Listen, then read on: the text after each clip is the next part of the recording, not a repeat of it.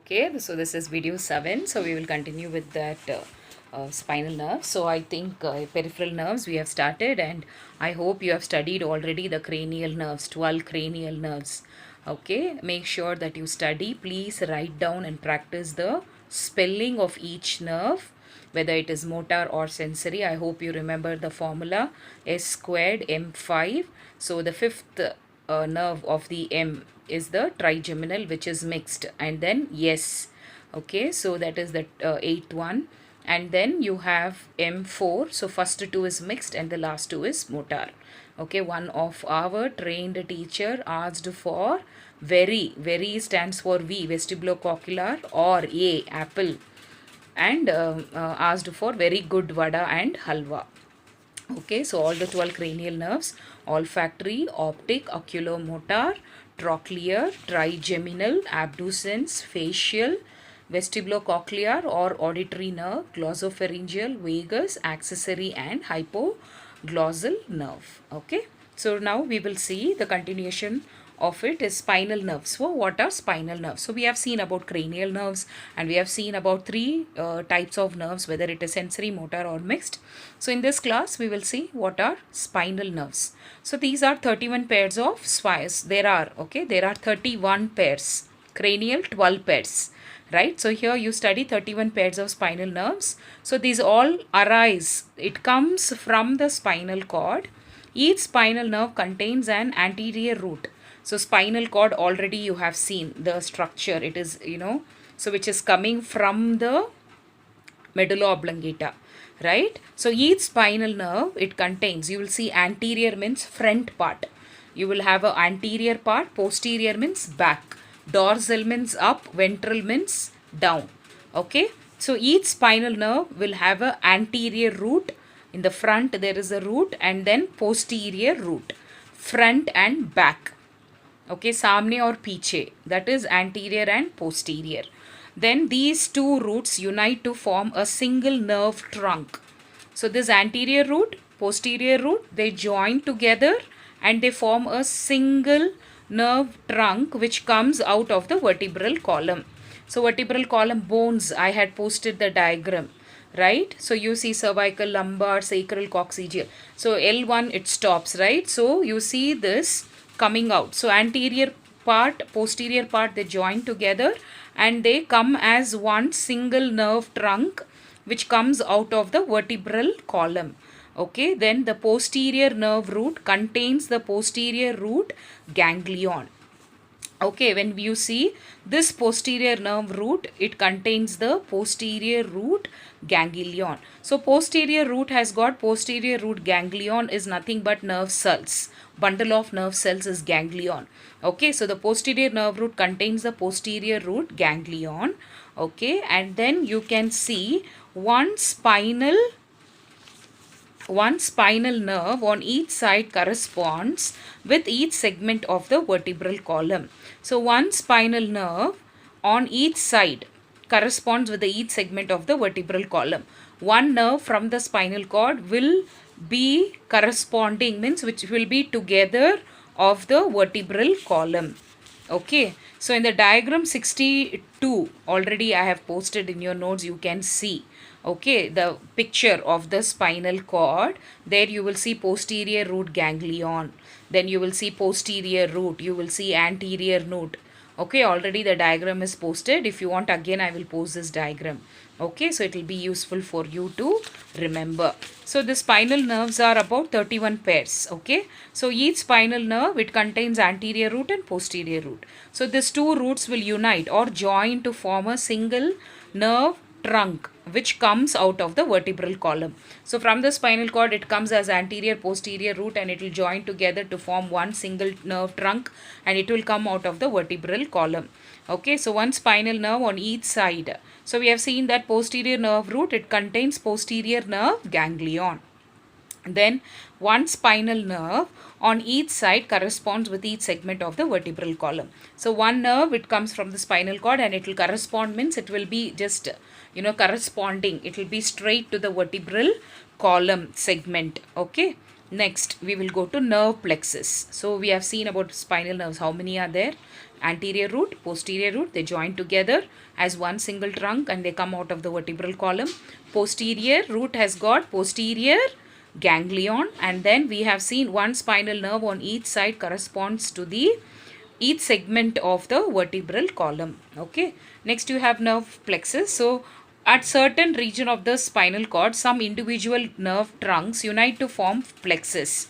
So plexus is nothing but group of nerves joining together.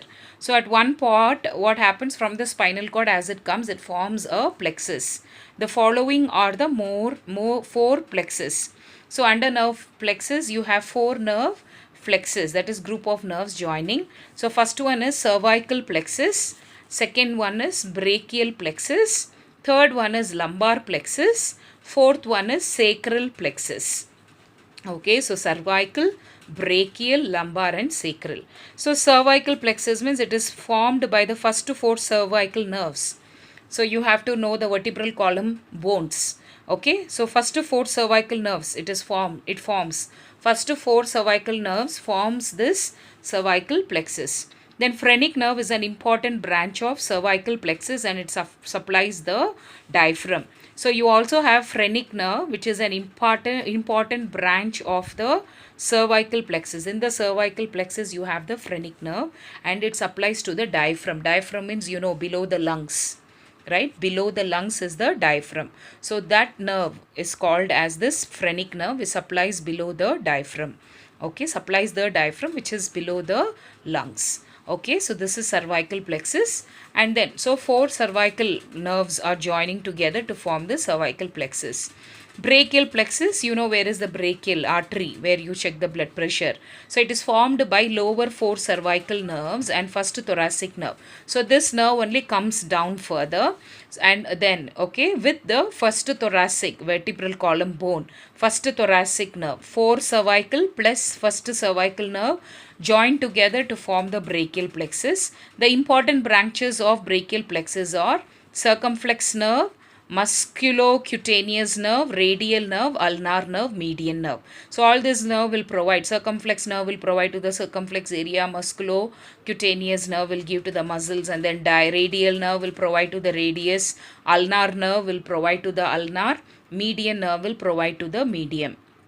Okay, so cervical, it is formed by the first four cervical nerves, and then phrenic nerve is there which supplies to the diaphragm. Brachial plexus, it is formed by the lower part of the cervical, four cervical nerves plus first thoracic nerve. Okay, then the important branches of the brachial plexus, you have so many branches here, that is 5 branches, that is circumflex nerve, musculocutaneous nerve, radial nerve, median nerve, ulnar nerve.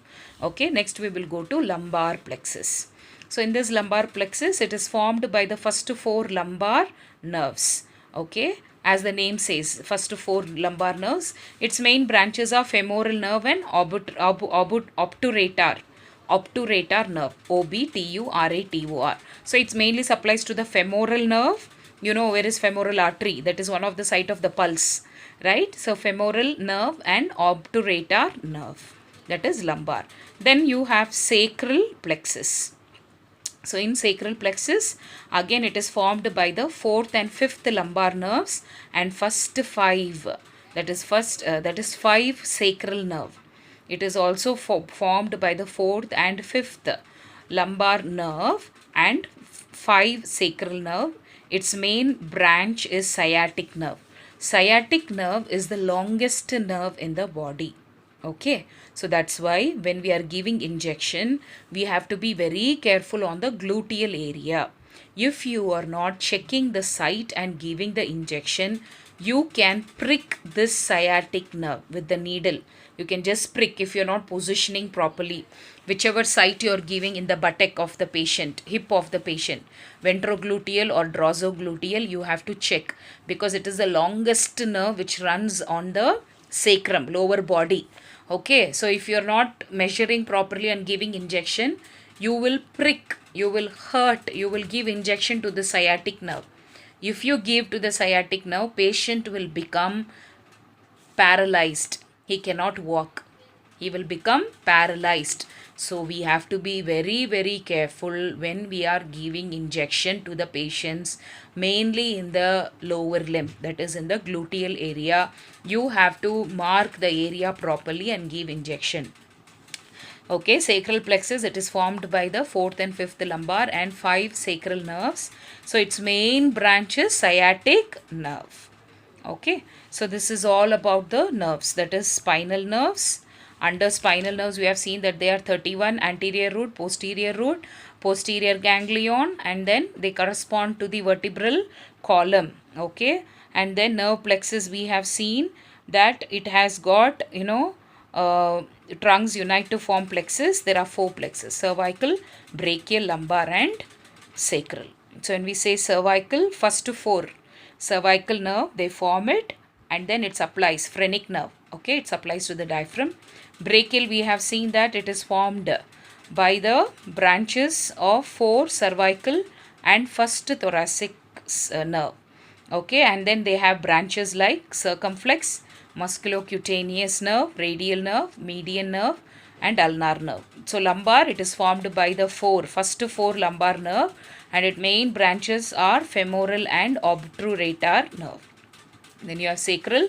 So this is formed by fourth and fifth lumbar and five sacral nerves. Okay, and it is the main branch of sciatic nerve. So you should know that sciatic nerve is the longest nerve. Okay, it is the biggest, longest nerve, and then we should be careful when we are giving injection. Otherwise, the patient can become paralysis. Okay, we have to be very careful when we do that.